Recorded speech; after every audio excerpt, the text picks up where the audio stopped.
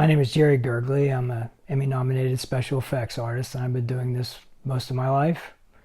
And I started out getting interested in movies probably when I was 16 years old, and my dad had a Super 8 camera, and I decided that I wanted to try to borrow it and make movies in the woods. I was really influenced by westerns mostly at the time, and my favorite movie was The Wild Bunch, and had all the bullet hits and squibs, and I was really fascinated with that. I used to take water balloons, red balloons, and we'd fill them with tempera paint from school, and then squeeze it and shoot out and look like bullet hits. And we were doing a bunch of that stuff in the woods, making war films and trying to make a western, and then did a vampire film, and it kind of went from there. And we were just improvising. I didn't really know much about special effects at the time. And then when I got into high school, I met this kid who was doing stop motion animation. He was taking these little rubber Gumbies and making them do little conga lines and dances and stuff. And he was doing a bunch of stop motion stuff where he had his friend sitting on the ground like he was driving, and he would move him, and so it looked like he was driving all around just with his butt on the road. And I was just blown away, and I said, you got to show me how to do this stuff. And he said, let's have a little movie premiere. So we had a little movie premiere in his basement, and he saw what I was trying to do, and he said, my dad has this magazine. It's a makeup thing, and it was the Dick Smith Monster Makeup Handbook, and it didn't have the cover. He gave it to me, and it just totally blew my mind. You could do beards and mustaches and make blood and wounds with mortician's wax and stuff. And so I just totally flipped out, and my parents took me down to this little costume shop and got me a little bag of makeup materials, and I spent the whole summer just making myself into all these different, monsters and stuff. And then I took the pictures to school when we went back for the next semester, and was showing them to my friends, and my English teacher came in, and she saw the pictures, and she took them off of me, and she's looking at them. She said, did you do these? And I was like, oh, I'm in trouble. And I said, yeah. And she said, well, I'm in community theater, and we're doing a play called Arsenic and Old Lace, and we need somebody to show us how to do scars for this one character. She goes, would you want to come down and teach us how to do that? So I said, sure. So I went down there and did a little demo for them, and they said, do you want to do makeup for the play? Well, sure. So I got to do makeup for Arsenic and Old Lace, aging one of the characters, and doing the scars on Jonathan character. And one night a bunch of the actors came in, and they said, we're going to the Monroeville Mall, they're making a zombie movie. And I'm there, I live in Monroeville, I live near the mall, they're not making a movie. And they go, well, do you want to go? And I said, of course. So we went down there, and they were making a movie, and you got in line, they paid you $1, and you got in line and got made up as a zombie. And there was Tom Savini. I didn't know who he was at the time. I don't think anybody did, because that was before Dawn of the Dead came out. And he had a bunch of Carnegie Mellon students, and they were just making people up. And I was so fascinated, I kept getting to the back of the line, and then I'd get up to front. I was just watching what was going on. I'd get up to front, I'd get to the back of the line again, because I just was watching. I was like mesmerized. Tom was putting appliances on people and stuff. So I was the absolute last person to get made up. And Tom had just done that stunt where he fell off the balcony and cracked his heels open, and he had his feet in a bucket of ice, and he had a cane because he was all messed up. And I was the last person to get made up. And he glued a prosthetic a little bite wound on my face and made me green and poured blood all over me. And I got enough courage to say, I got the Dick Smith book, and I've been doing some makeups. And of course he gives me that lecture, do you have your portfolio? And of course I didn't. And he gave me that lecture, you should always have your portfolio. You never know when you're going to get an opportunity. So he said, here, I'll tell you what. He handed me a piece of paper and a pencil, and he says, write all this stuff down. And he went through the entire table and pointed to every piece of makeup he had on there and told me to write it down. He said, Krylon Aqua Color number 89, which was the zombie base. I still remember all this stuff. And, the Krylon Matte Spirit Gum. And so I was just mesmerized.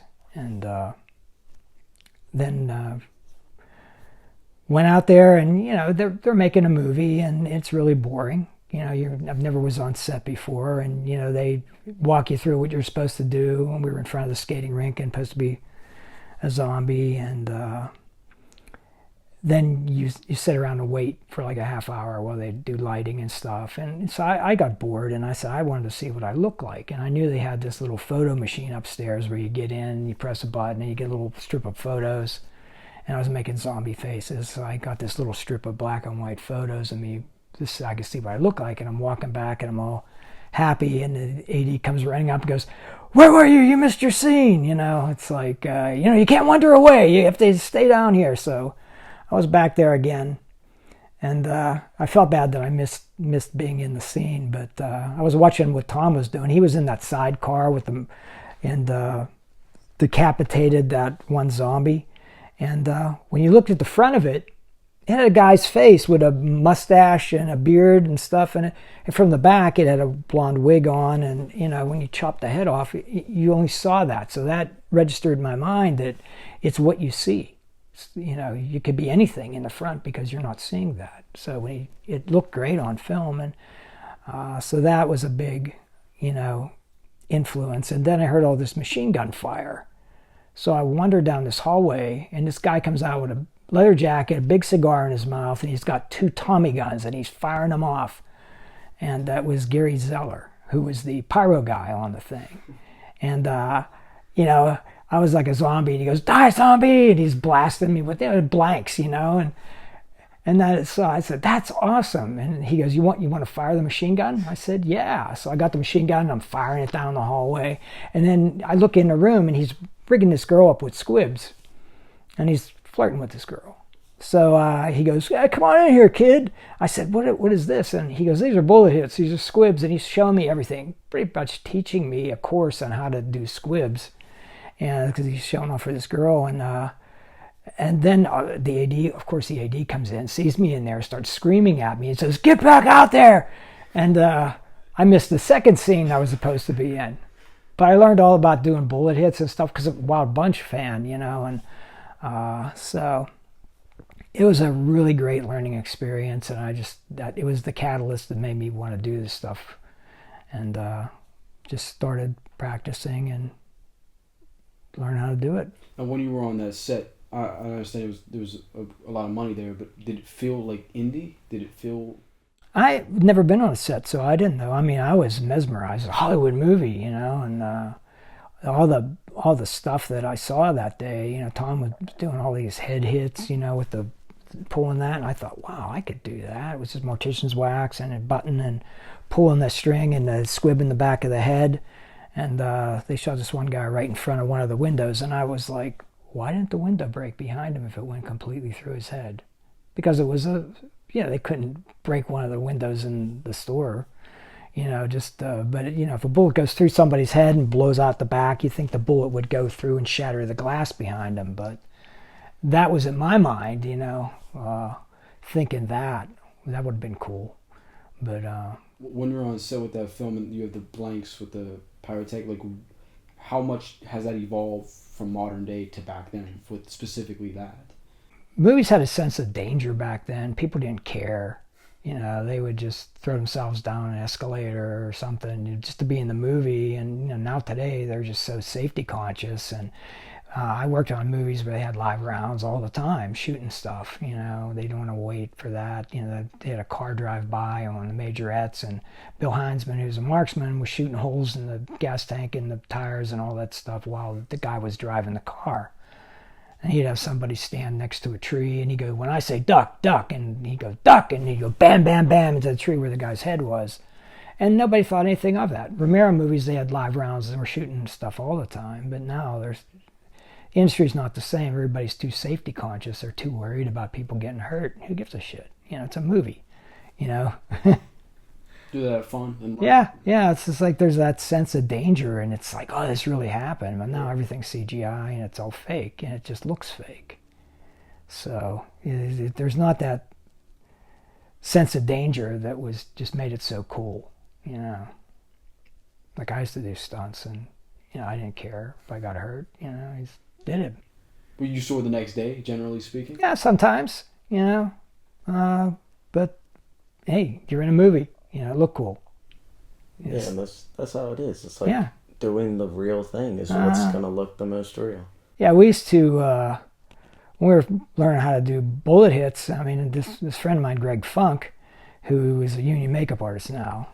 You know, they would put metal plates on themselves, put an M80 on there, and you know, blow somebody completely off the wall, and they get big burn and stuff. You know, because they put firecrackers on you and then light it on fire and stand there and boom, you know.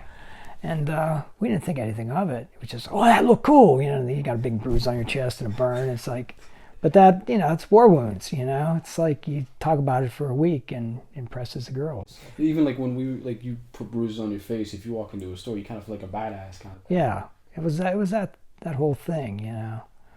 It was a different mentality back then than there is now. Everybody's too worried about stuff, getting sued or somebody getting hurt. What was being around Mr. Romero like? Because at that point, Night of the Living Dead's already been out. And Evolution. Well, yeah, he was just amazing. The first time I worked with him was on Two Evil Eyes, which Tom Savini did the effects, and I was on the crew. And I just remember one incident. Like, Tom would always show up on set with a trampoline, a bullwhip, you know, all this stuff to show off, and never any effect stuff.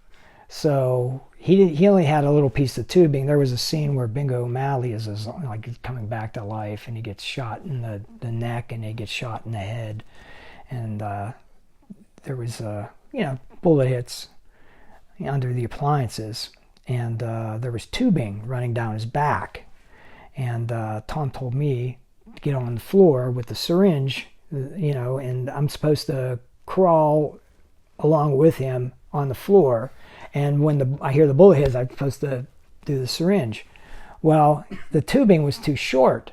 And when I was laying on my back, my arms are way up here. I could barely, you know, reach. You know, I'm trying to crawl on my back like this. And when I heard the bullet hit, I hit the plunger on the thing, and it came out of the end of the tube because Tom didn't tape it in there. And the blood shot between his legs, and I lift my head back like this, and I see George Romero covered in blood with his safari jacket doing this, and the camera crew. And I felt so bad, you know. But yeah, take two, you know, we just did it again, and it worked fine. So he was completely like cool. Yeah, he was cool about it, but I just thought, oh shit. You know, I just annihilated everybody with blood. And you know, as soon as that happened, I put it back in and pumped it so the effect looked good. But I was really quick. I didn't all the blood, but he was covered with blood. That was one of the casualties of doing effects. You know, you can't direct blood; it's going to go where it wants to. And if you don't tape those tubes together, that's something that I learned. It's, you know, you got to, because it can pull out of the tube really easy. Is that like where Savini getting you in trouble started? He's gotten me in trouble more times, and I got my war wound. I mean, I got fencing with Tom. See the scar right here? That's the sword went right through there. Fencing with him because he's like Errol Flynn, and just you don't win with Tom. And everybody has their war wounds. Greg Nicotero has a big cut across his stomach, as far as I know, and yeah, everybody's got their wounds. But that you know, that. I'm very proud of that. Were you involved with Night Riders, or was that just? No, I wasn't. No, I was in New York City when they did Night Riders. I was working on a movie up there, and didn't get to be in Night Riders, but I did get to go to the Creep Show set. That's when I actually sent. You know, after all this time, you know, Tom gave me all that advice and stuff, and I was working. And then when Creep Show came around, I sent a bunch of stuff to the production office. I sent, you know, my makeup stuff and acting stuff, because by then I was doing a lot of acting in theater and stuff. So I sent them both, and didn't hear anything, and 2 months went by. And finally, I get a call one day, And the person goes, "Who's this?" And I said, "This is Jerry Gergely." And he goes, "Well, this is Tom Savini. Did you send me some shit?" And I said, "Yeah, a couple of months ago." He goes, "Where are you at?" I said, "Well, I'm in Monroeville." He goes, "Well, we're filming in Monroeville. We're filming Creepshow. That one head you sent me a picture of, bring that down to the set and bring a bunch of your stuff." So I freaked out, and I was like, wow. So I loaded up the car with stuff and went down there and got on the set and went in there, and this makeup girl came out. It was Bonnie Priori, and she said, "Can I help you?" And I said, "I'm looking for Mr. Savini." She goes, "Oh, the sleaze." And I said, "No," I got really angry, and I said, "No, I want to see Mr. Savini." She goes, "Tom Sleazini." And I'm thinking, I'm getting even angrier. And she goes, "Oh yeah, you're going to see the sleaze." And she goes and pounds on the door and goes, "Hey, sleaze, there's somebody to see you here." And I was getting really upset, like she's making fun of him and stuff. And he opens the door, and he's got a cape on. He goes, "Enter." And I was like, what the heck? And so I go in there, and he showed me all around the whole place, and he had just pulled the fluffy head out of the oven, and he goes, "This is foam latex." And I was like, my eyes were this big, and I was just like taking it all in. He was just showing me everything, and even stuff that wasn't in the movie. There was a guy that had part of his face was blown off with a shotgun. They never used it in the movie, but the fake head was really cool. It's in his book, and I spent the whole day there. And he said, "Well, we're so near the end of the movie, I can't really have you do anything, but there's a movie coming into Pittsburgh, and what you want to do is at the production office at the Weston William Penn, I think it was called." And he said, "Go down there and walk in there. They're just setting up the production office, and say you're a makeup artist. You want to work on the movie." So I did. I went down to Pittsburgh and went in there. It was a movie called Silent Witness with Valerie Bertinelli and John Savage. And I went in there and just walked right in. They just had boxes everywhere. They were still setting up the production office. And went up there and I said, "Oh, I'm a makeup and special effects artist. And, I heard you're doing a movie here. And, Tom Savini told me I should come down." And they said, "Well, we already hired a makeup artist from New York. And, but we have to hire some local crew." And then they go, "Oh, wait a minute, there she is." And she had just walked in. And so they introduced me to her. And, we went back in the room and she interviewed me and looked at my portfolio.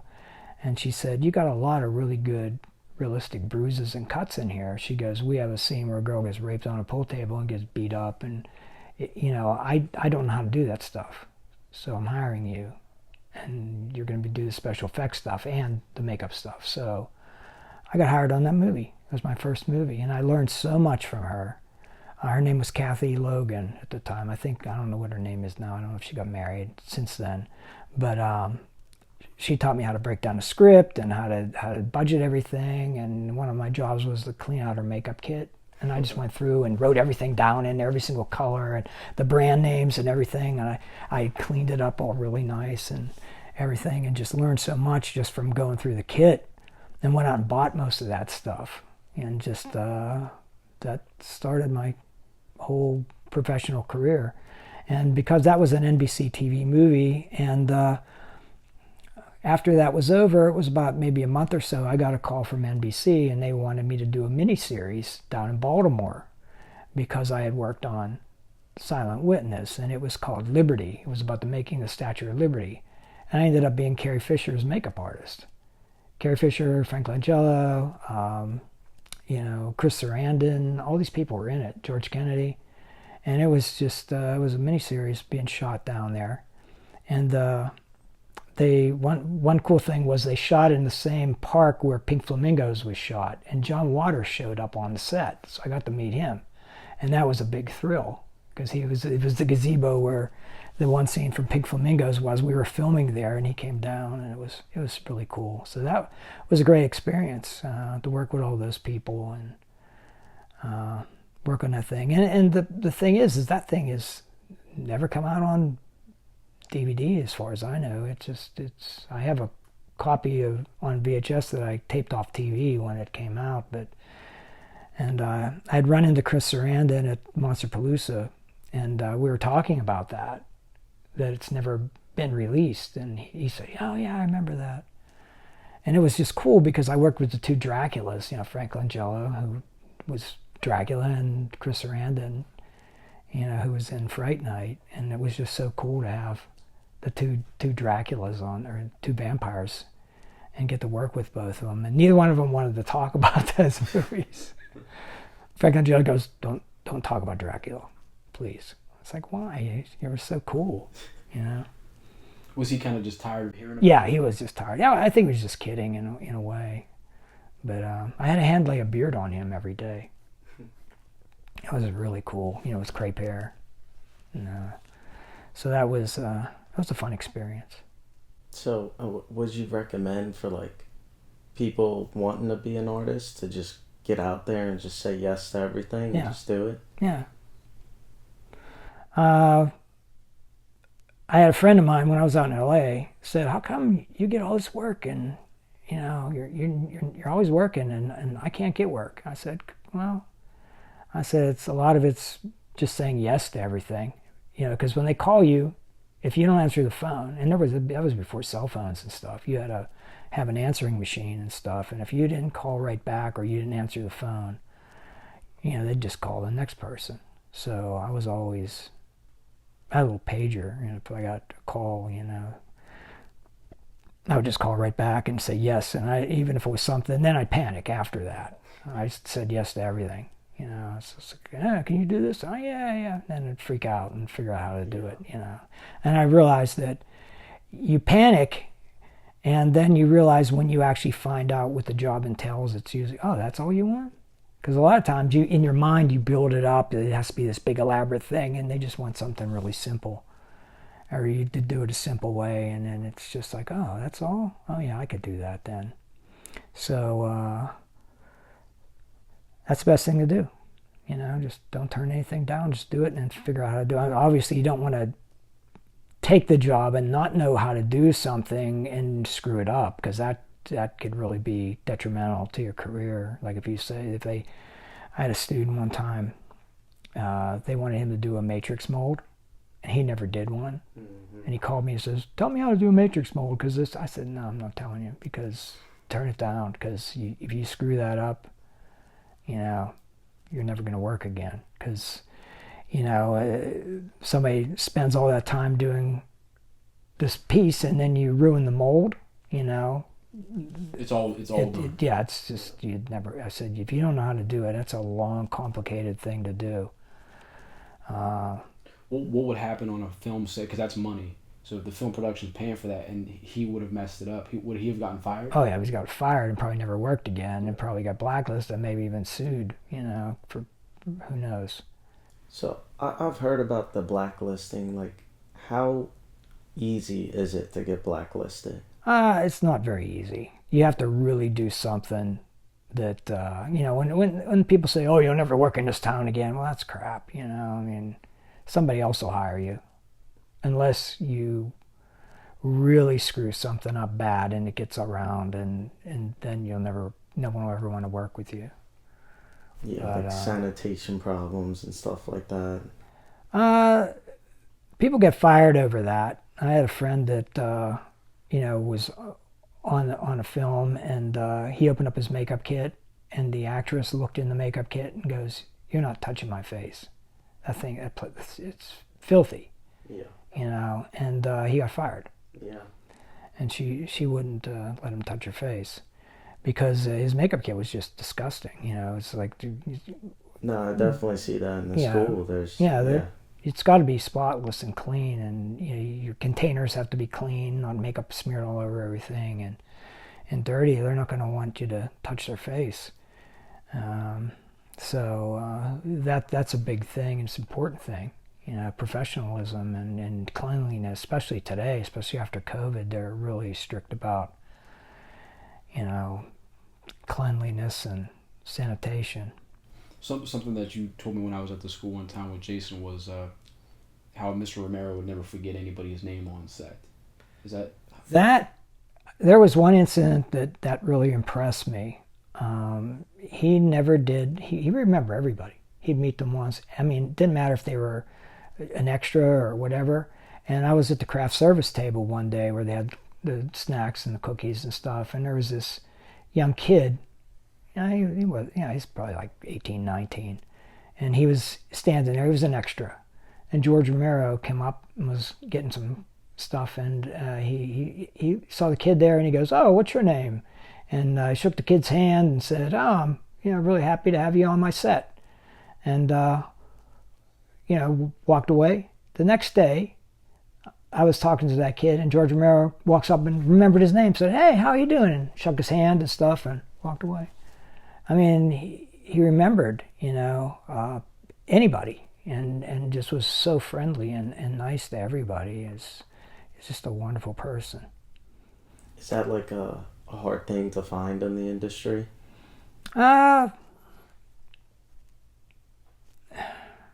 It's just hard to say, that I just saw that all the time with him. He would remember everybody's name, the smallest person on the crew, and he would always, "Hey, how are you today? How's everything going?" Yeah, shake their hand and stuff. Did he ever look to you or Savini and say, "Hey, what do you guys think about this if we did this that way?" Yeah, all the time.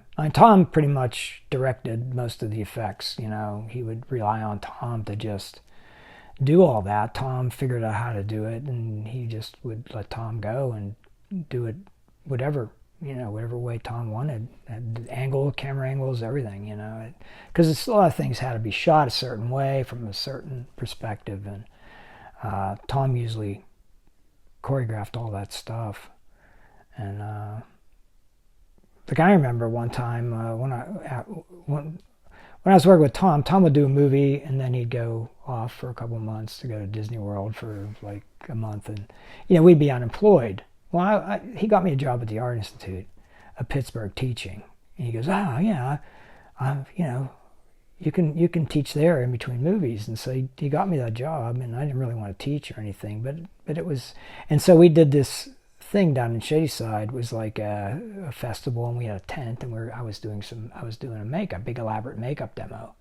And George Romero, he lived down there. He came in and he saw me. He started screaming, "Jerry, Jerry!" And he came up and gave me a big hug and everything in front of everybody. I was like floored. I was just like, I thought that was really cool. And everybody said, George Romero? I was like, "Oh yeah, I worked with him." So that was really cool. And is a lot of the stuff, Jerry, is it right place, right time, serendipity? Yeah. I really, think that's a lot of it, being in the right place at the right time. And Tom always told me, the thing that stuck with me from the first time I met him was seize the moment.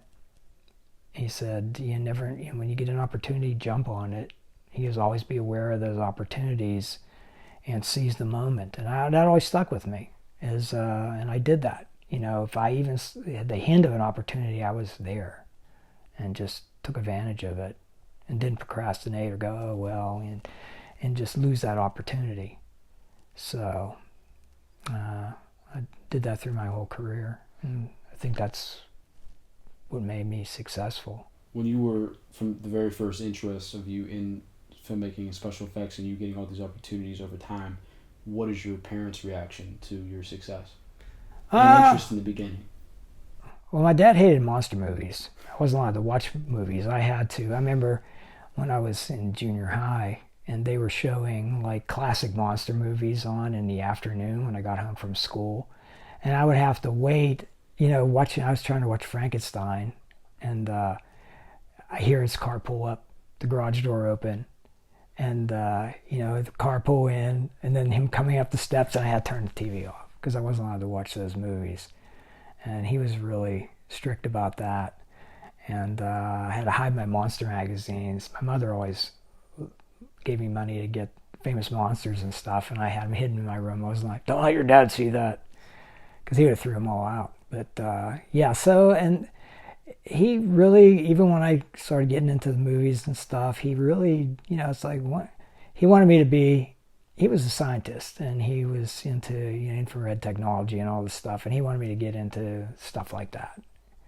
Either And I just wasn't interested in it at all. I just wanted to do movies and special effects, and he didn't really like that stuff, and didn't like all the blood and the gore. He said, well, the neighbors are going to see it, and, like, 'cause I was out there trying to fake bullet hits and, stabbing myself with, knives and things, and, trying to create effects, and, Did you use ketchup?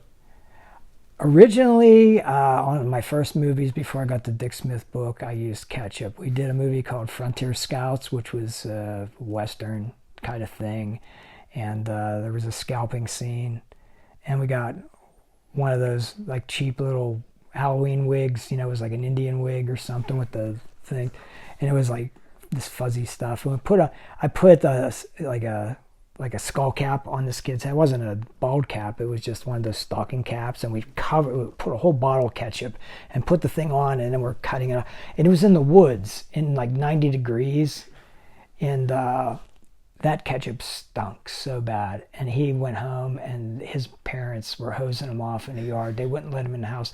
And we did war paint with my mom's lipstick, red lipstick, and it stained his face. And they were having a family reunion, and she was so mad at me. You're not allowed to play with that Jerry Gergely anymore,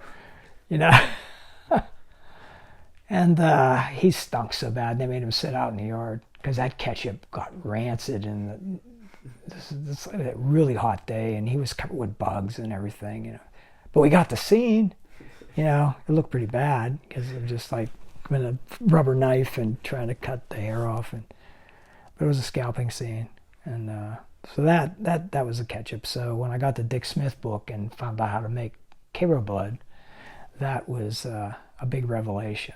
You could do that stuff and not use ketchup anymore. What is your opinion? I know Savini always talks bad on it, but what makes Dawn of the Dead unique, in my opinion, is it looks like Crayola melted crayons, he would always say. What is your opinion on that look of the blood in that film? In which film? Dawn of the Dead. The original. Oh, he used 3M blood. 3M, I guess, was trying to make something, and it didn't work out. And they go, well, this looks like fake blood. So they started marketing it as fake blood. And Tom, bought gallons of that stuff. And the thing is, in person, it looked great. But on film, it looked weird. Sometimes it looked really like blood, and other times it looked like paint. It was like this weird, melted wax. Yeah, it just didn't look good in every scene. But in some scenes, it looked really good.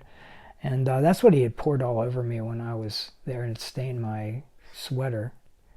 And he goes, oh, I had to wash out. He had a big turkey baster, and he went squirt it all over me. And I had to wash out of your sweater. It didn't come out, did it? No, it didn't. Turn to pink. Ruined it. Would you attribute that blood to lighting? Maybe that's why it didn't work sometimes? Yeah, I'd have to watch it. It's been a while since I saw the film, but I'd have to go and analyze the blood through scene. I don't know if it looked better outdoors or if it... But a lot of times it just looked like too opaque. It looked like temper paint or something. But, the movie's awesome. I mean, that never bothered me when I saw it, but until he pointed that out, it didn't really look real. But then we got the Dick Smith formula for the blood. That stuff looked ultra real. Yeah. So going through the 80s and 90s, you've worked on a bunch of films. Throughout that point, what were some of the most impactful films that you worked on that improved your artistry? Obviously, you're improving every time. Well, everything you do gets better, and you encounter things that don't work, and you go, oh, I learned from that. I did The Majorettes. It was my first solo movie, and I had heard that they were going to, because John Russo did Midnight, and I was around a lot of the actors that were in Midnight, and I met Ray Lane, and he goes, yeah, we're gonna probably do another film. And so I kind of, I heard they were going to do Majorettes, I went down to there and talked to, John Russo and Bill Heinzman, and they said, well, I was showing them my stuff, and they said, well, we really want a name. We want Tom Savini to do it. Well, Tom turned it down to do, I don't know what he was doing, something else.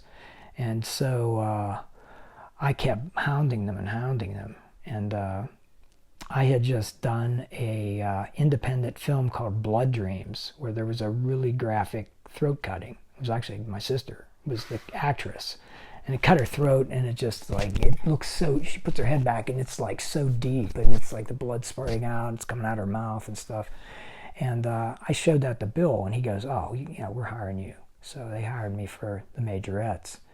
And the one effect is the girls in the swimming pool, and it was in October, so the pool was heated. It was like, about 80 degrees, and she was in a bikini and stuff, and the killer, he gets on a diving board and grabs her hair and pulls it up and stabs her. He stabs her in the chest. So I had made like a fake, gelatin torso, which, stabbed in and blood comes out, and then he cuts her throat. Well, it was really, I had the blood sitting out in this container with a pump, and the tubing went underwater and went up to the back, and it went out through the appliance. It was going to come out.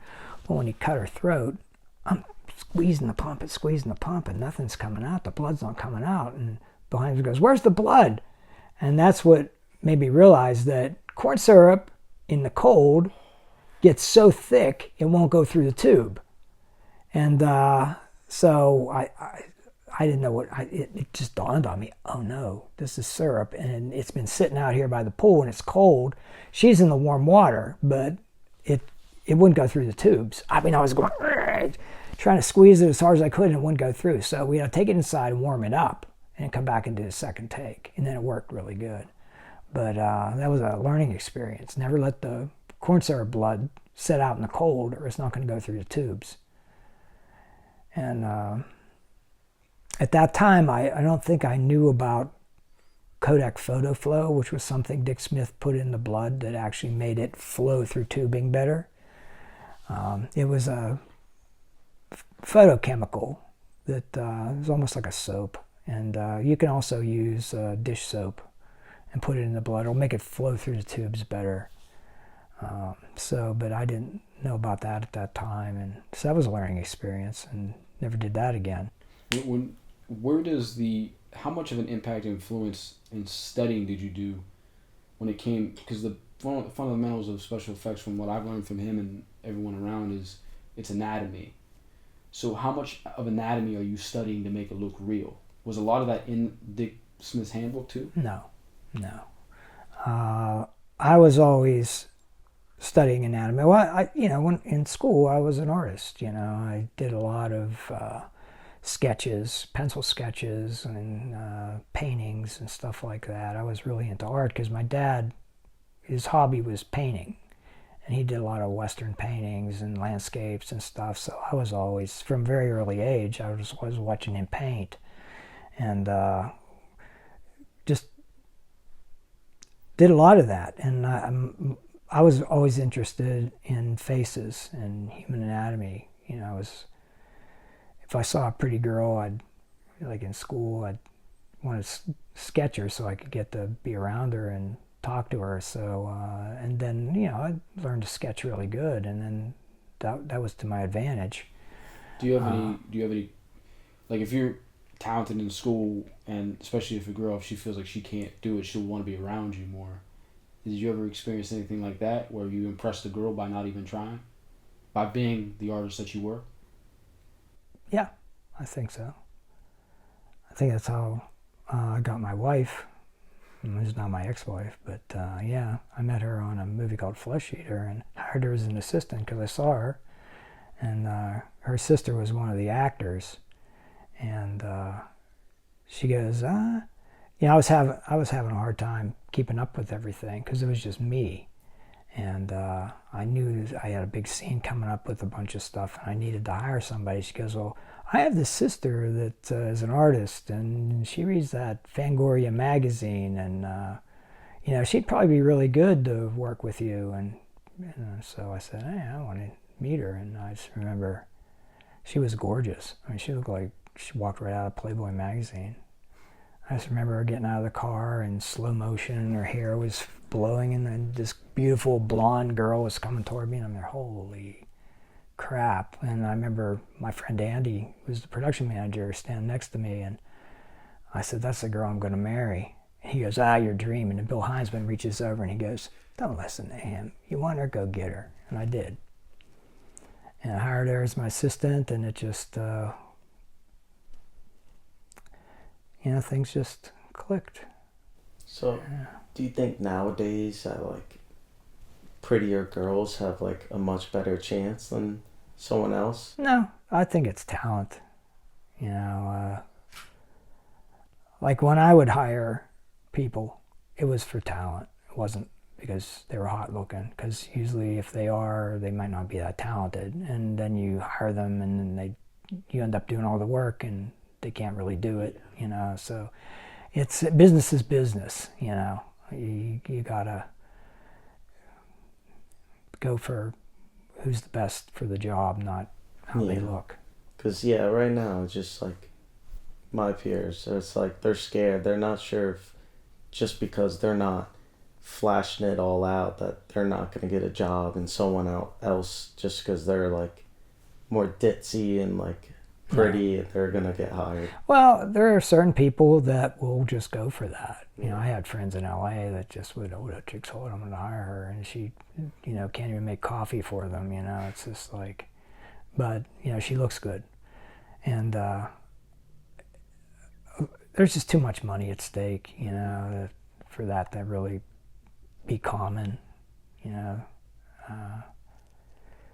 So I know at Optic, we had a couple girls there, and they weren't really attractive, but man, were they talented. Yeah. And that's why they got to work. And a lot of times, if you have really hot girls in there, everybody's fighting over her, and that causes a disruption in the shop and animosity between guys, and we're trying to hit on her, and it just causes a lot of problems too. I could see that happening, and I did see that happening a couple times. But no, I think anymore it's pretty much whether they can do the job or not. Whatever your portfolio is looking like. Right, and also personality. Yeah. Like I hear a lot of my friends in LA complaining about the cell phones, and that they're taking selfies and all this stuff, and once they get established, then they don't show up for work.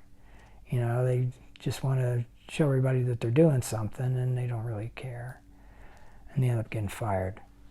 So, or the personalities that cause lots of drama. So, you don't need that on a production. There's too much money at stake, and you don't need all the drama and the fighting and the drama. Yeah. Mm-hmm. Where would you say, so that definitely applies to being approachable. What do you see when you're doing all these films and TV series and everything? What is a couple of things that you see that is working to be approachable, and what is definitely not working to be approachable? I think you touched on that there a little bit, but. Well, you have to be friendly with everybody. You can't cause drama and be on Facebook, bad-mouthing people and doing all this crap like some people do. You have to be friends with everybody. You can't have enemies, because you don't know how that's going to affect you. You talk crap on somebody, and then that's your boss. I had that problem one time, and I learned my lesson. I was on a production, and they made us roommates, and I was roommates with the location manager, and he did not want me in the room because he's a big womanizer and he wanted a room to himself. Well, they stuck me in the room with him, and he did everything to try to get me out of that room. He'd smoke cigars, and he had nasty feet, and he'd always stink up the room, and he was doing all this stuff, and what womanizer means? He would go in the bar and pick up chicks and bring them back and want to have sex with them. That's basically it. And he didn't want me in the room. So, he didn't want to share a room. He so I got back at him. And what I did was probably something really stupid. I had theatrical flash powder, which is a high explosive. And, you make some big... Well, I put it looked like ashes. So I put it in his ashtray.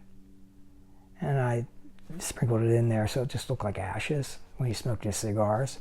Well, apparently I wasn't in a room at the time. I ended up going meeting one of the other guys. The guy goes, you could be in my room. My other roommate, he left, and so I got fired or something. So I didn't think about it. So I sprinkled that stuff in the ashtray, and he went and put his cigar out, and it was kaboom, and there was a big, set the fire alarm off, and the sprinklers went off, and all the stuff, and destroyed the room. And did security get involved, or was it not that? He didn't know what happened. Is this before your pyrotechnic? No, this was I was a pyrotechnic. I was a pyrotechnic on that film, doing a couple things, and I was handling the firearms and stuff. But so I went back in the room, and there's a burn up the wall and stuff, and he never said a thing to me. He never knew. Is he still around? Hell, he was the next thing you know. Well, he did find out that I did that, and the next movie I worked on, he was the producer, and he made my life a living hell on a remake of Night. Yeah. Oh. Yeah. And then he aha, and just made my life a living hell on that movie. Was it like living hell, like poking fun? That's my stomach, but poking fun, or like No, off? he was getting revenge for that. Yeah.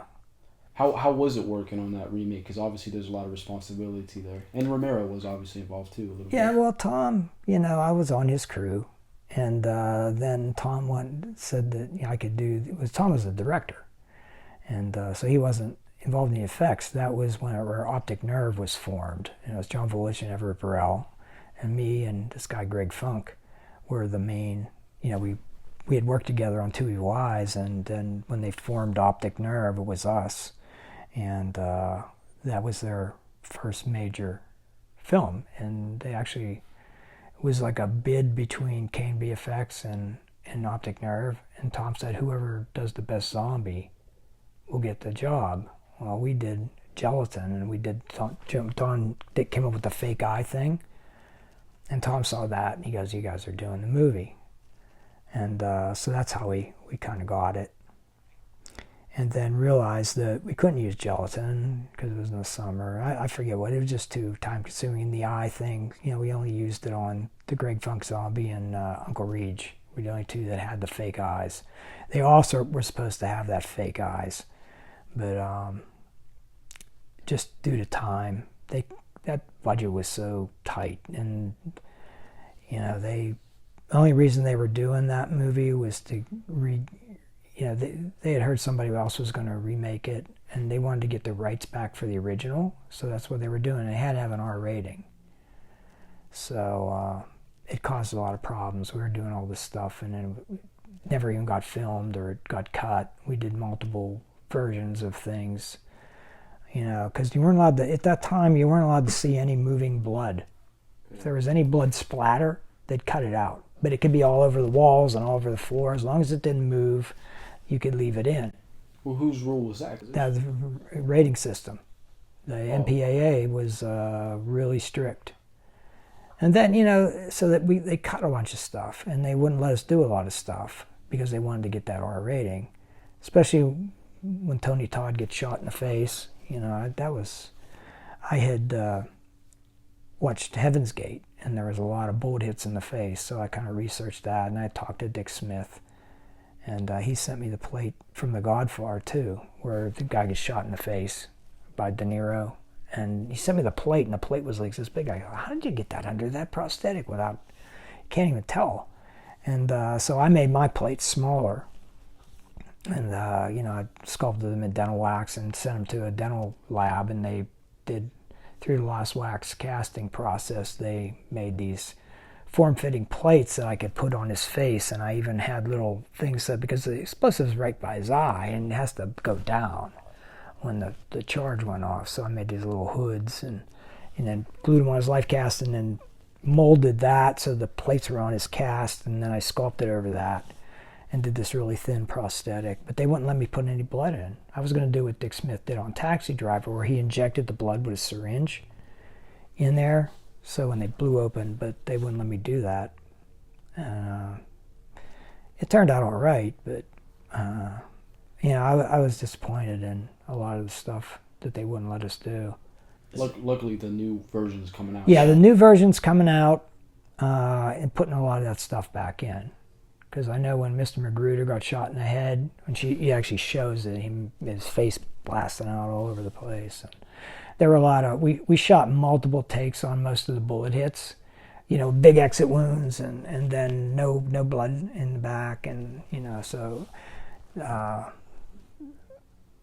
when Greg Funk gets shot in the head, Tom said he wanted it to look like the Kennedy assassination. And so I put these, pieces of foam and all the stuff, so when the big chunk of his head blows off, and they cut that totally out of the movie. So hopefully, Greg called me one time and he goes, he found that footage on YouTube. So I checked it out. It shows me like rigging it up and then blowing it up. So, is that like a big recurring thing? Is just doing a lot for a movie and only having... It was back then. The sad thing is right after that, they chopped Night up and released it. Total Recall came out, and Schwarzenegger shoots Sharon Stone in the face. He shoots her in the head, and they left it in. They said we weren't allowed to show anybody get shot in the head, and exit wound. So, and that was the most violent film, and they left all that stuff in. So then if we would have waited till after Total Recall came out, we go, well, in Total Recall they did this. And so any movie that came out after that got away with stuff that you couldn't get away with before that. Was that a political move? Yeah, it was thanks to Schwarzenegger. They weren't going to mess with, they didn't cut anything out of that movie. It was just like, there's so much gore in it, and got away with it. So then that stepped it up for everybody else after that. You could get away with stuff like that. Yeah, just open a new doorway. Yeah, but so if Night would have been released after that, probably would have been able to leave all that stuff in.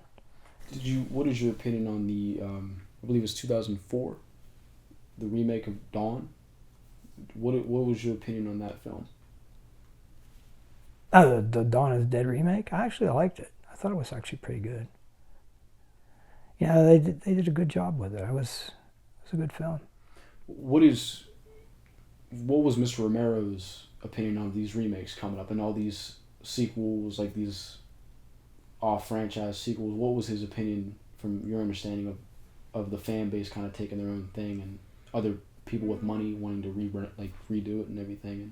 I never really discussed it with him, so I have no opinion of that. I don't know what he thought. He was still making zombie movies, when he moved to Canada and stuff.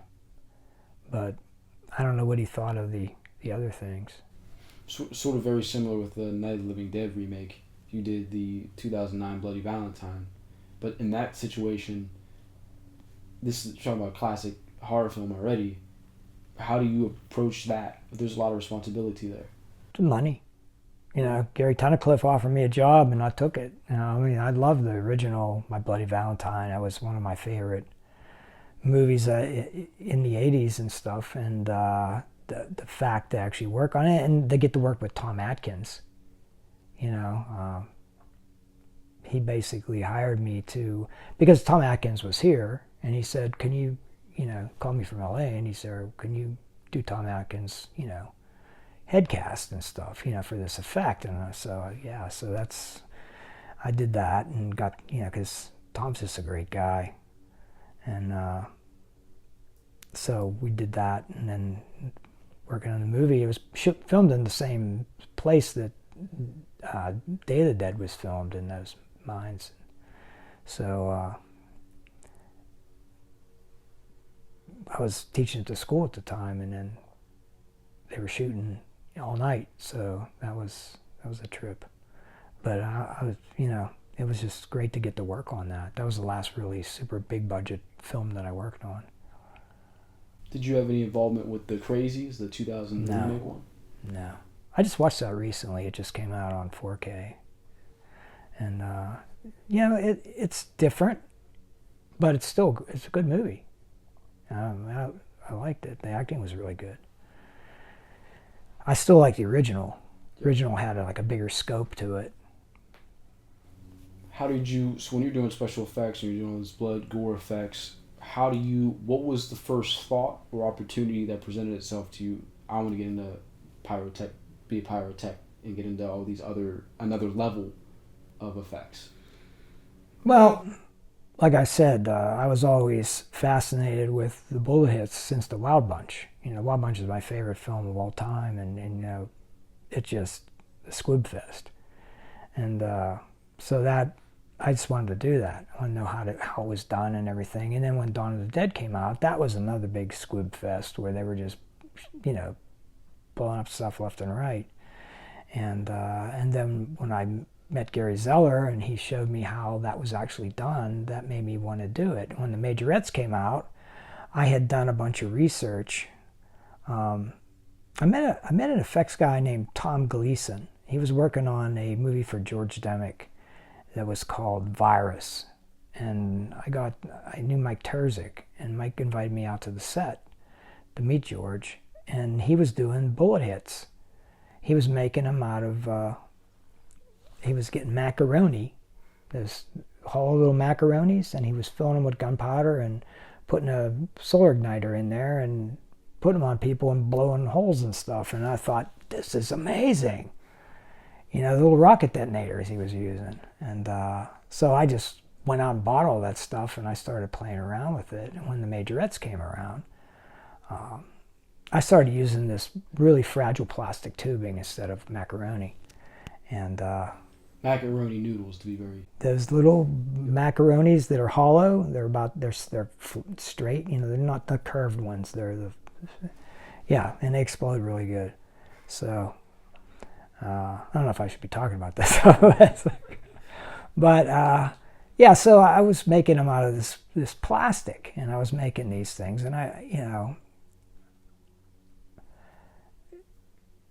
when the Majorettes came around, I told Bill that I could do bullet hits, and so I was doing all the bullet hits on Majorettes, and he said, well, can you blow up a van? And I said, well, yeah, I think I had this, I was just constantly getting books on special effects, and there was a book written back in the 60s on doing physical effects, and they had a whole chapter in, doing bullet hits and explosions and all the stuff and how to storage. And it was really detailed. It was like for industry professionals. Well, I found it at a used bookstore, and I read that, and that's what I used to actually do the stuff, because they told you step by step how to do this stuff.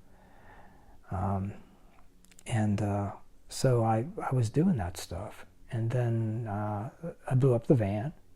It went good, and then we blew up a car, and then a guy was on a motorcycle, and I figured out how to do self-detonating squibs where the thing ran down to him, and the guy who was on a motorcycle could detonate it himself and blow a hole in his back, and he crashed into this side of this big house trailer, and then we had a big explosion go off, and then I blew the trailer up, and it was on private property, and it was down by next to the Fox Chapel Yacht Club, because the guy that owned the Fox Chapel Yacht Club was the producer. And he says, oh, you could do this. I said, well, I told John Russo, we got to contact the fire company and tell them what we're doing. We didn't. He didn't give a shit. It's on private property. Well, when this thing went off, it's right on the Allegheny River. It was like an 80-foot fireball.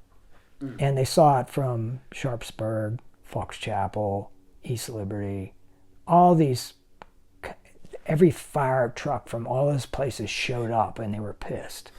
And Bill Heinzman goes, cut the wires, take the detonator, get in your car, and go home. I'll deal with this. Well, the next day, 2 federal agents, FBI agents, show up at my house, put me in cuffs, take me down to the federal building, and say, you're telling me I'm a terrorist.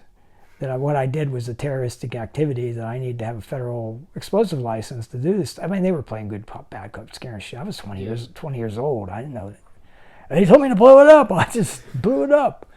And so they interrogated me for like an hour. And then I guess they kind of got the idea that I knew what I was talking about.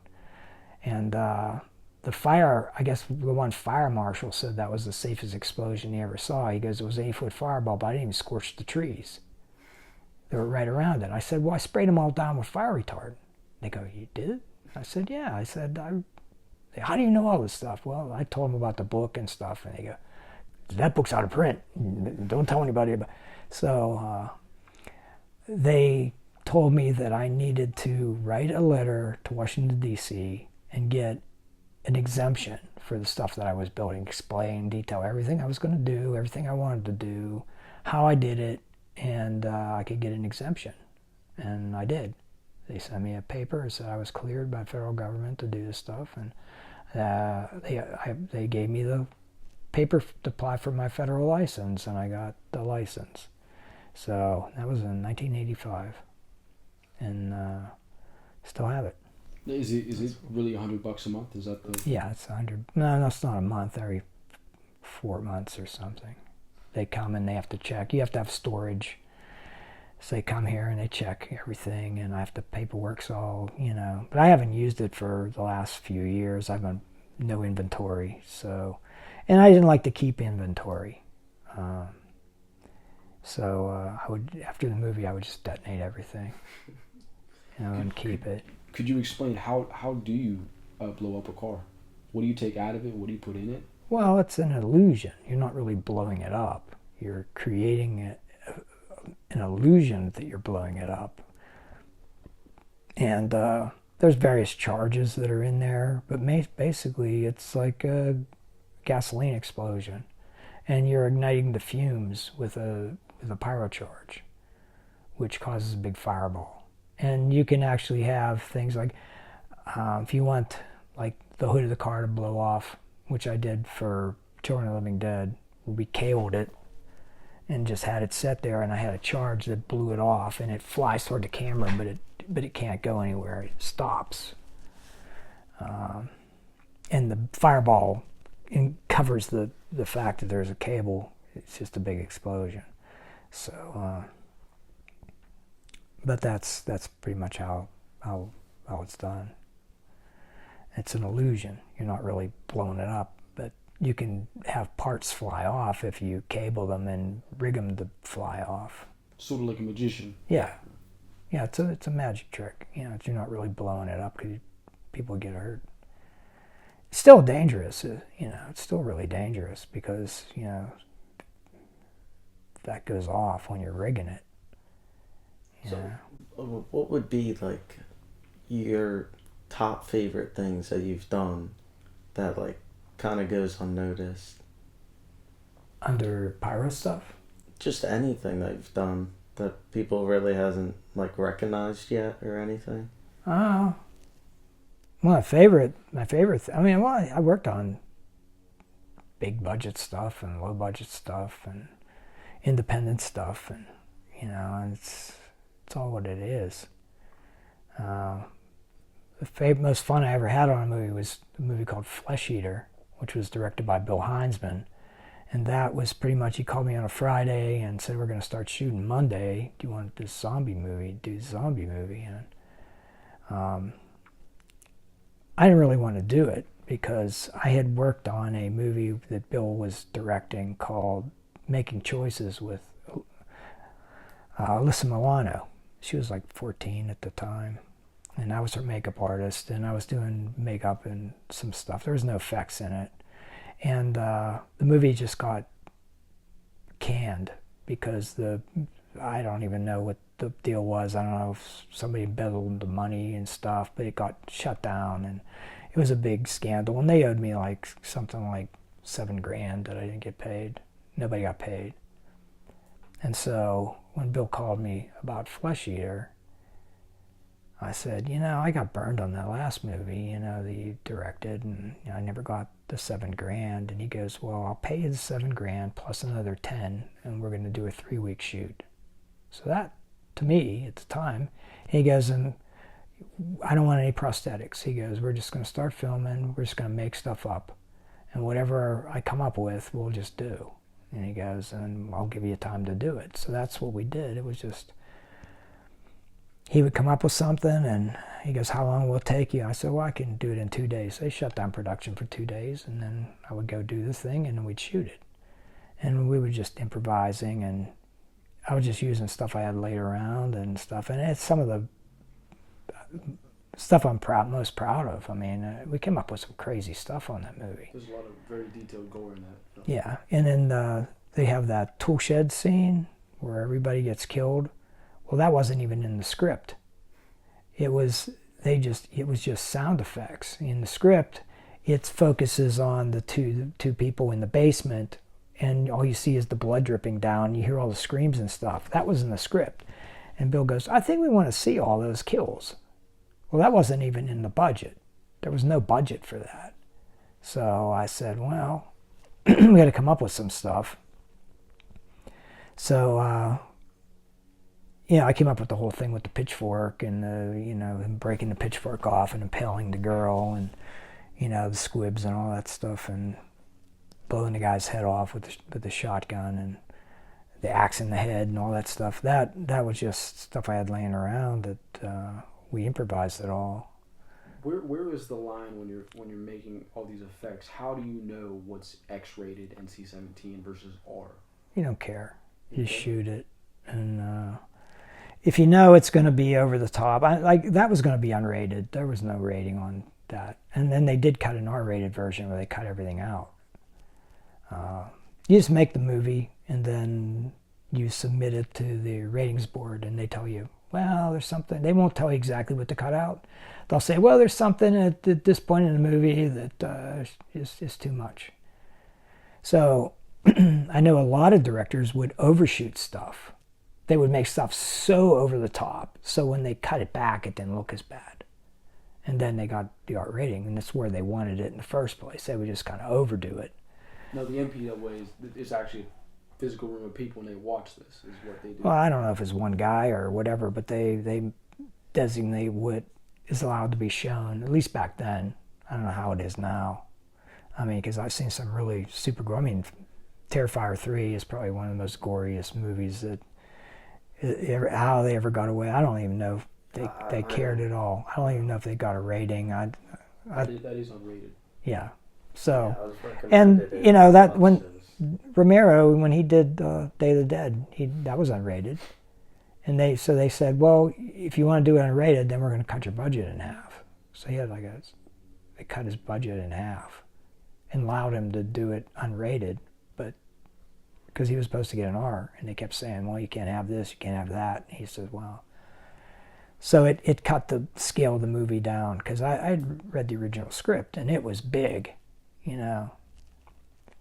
was big, but they scaled it down, and I love Day of the Dead. I heard it's just coming out on 4K now. Okay. Yeah, so pretty excited about that. What was your experience working on Silence of the Lambs? I didn't work on Silence of the Lambs for the whole movie. I was working with Tom on Two Evil Eyes, and when Two Evil Eyes was over, Silence of the Lambs was going on at the same time, and it was going over schedule. And the production manager on that is a friend of mine. He called me up and he said, hey, we're hiring a lot of Two Evil Eyes crew because we're behind schedule. And I said, what's Silence of the Lambs? And he said, well, it's some slasher movie with Anthony Hopkins. And I said, what? Because I didn't know what it was. And I said, why is he in some slasher movie? Well, I said I'd do it, and they said, well, we want you to do second unit makeup. You're going to work with Ted Levine. And so I didn't know who Ted Levine was at the time, but he's hilarious. And he played Buffalo Bill. And so I got to work with him and do a bunch of stuff. And, I wasn't on the effects crew because that was, most of the effects were already shot by then. And so I was just second unit makeup and mostly worked with him. And it was a really cool experience. Obviously I didn't get a screen credit because it was just such a small part. They didn't really give me a credit for that, but I got lots of pictures from it and stuff. And, I got to become friends with,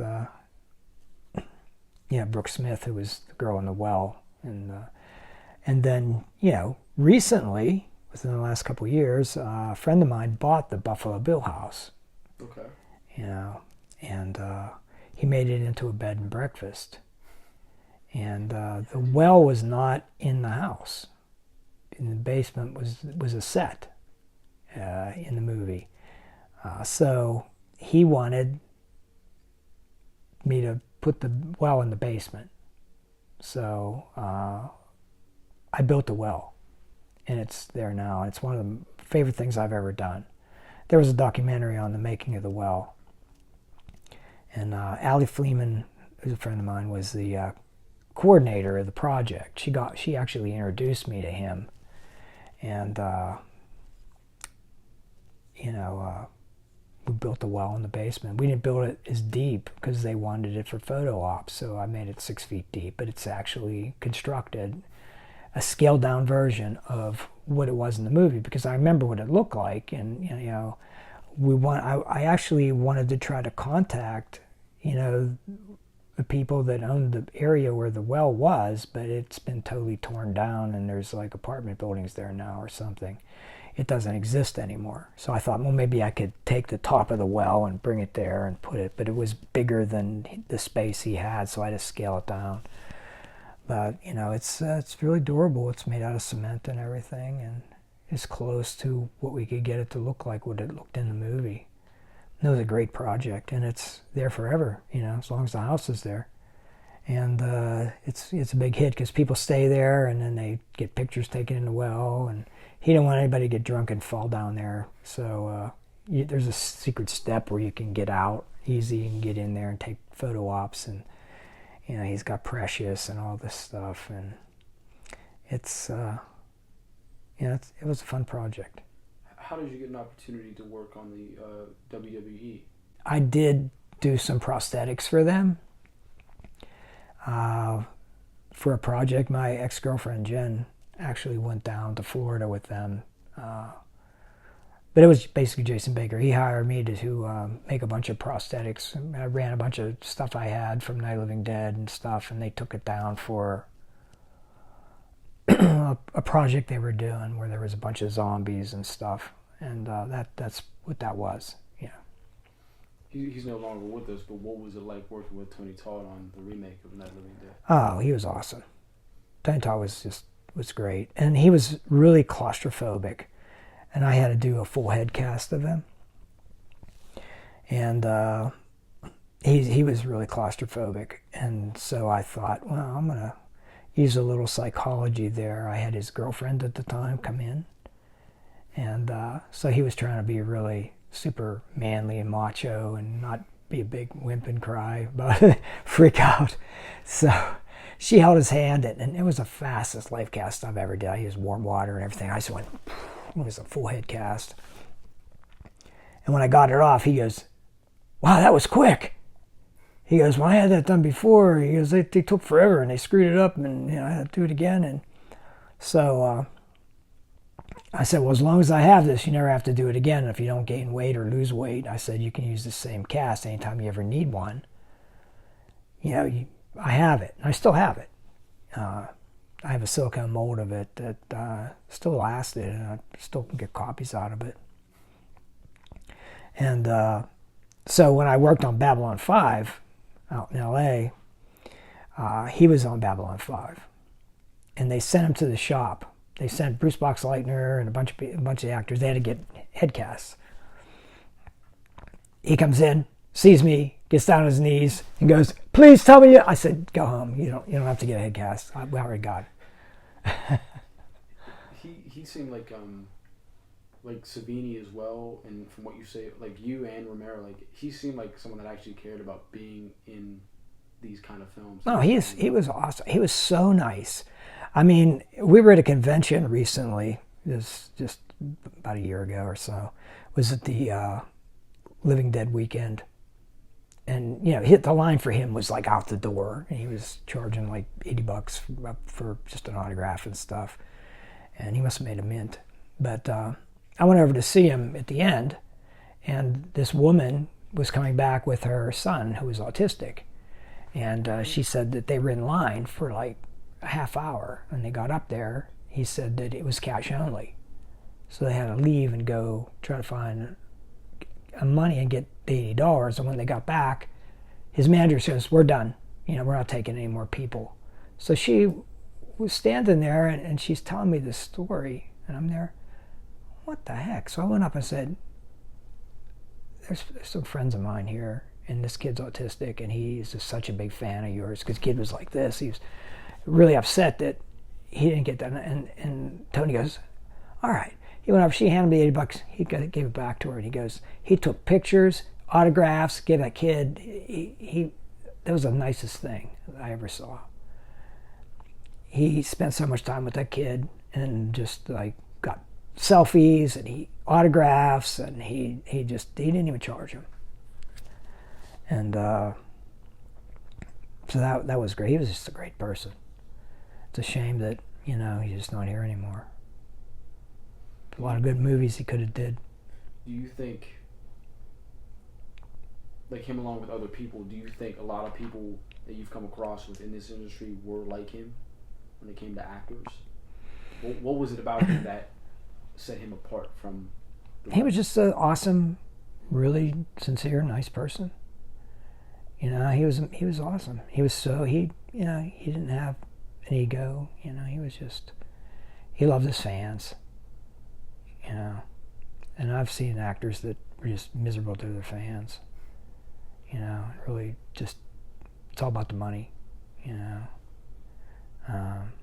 That's it, and it's sad, because those people that made you famous and pay your paychecks. So why wouldn't you just take the time to make them feel good about themselves, that they met you and stuff? And of course there's idiots that really abuse that, where they come in, they'll have like 40 things for you to sign, and then they go and sell them, for tons of money, and that's bad. And I could see, them getting upset about that kind of stuff. But we got these kids that are real big fans, and spend some time with them and make them feel good.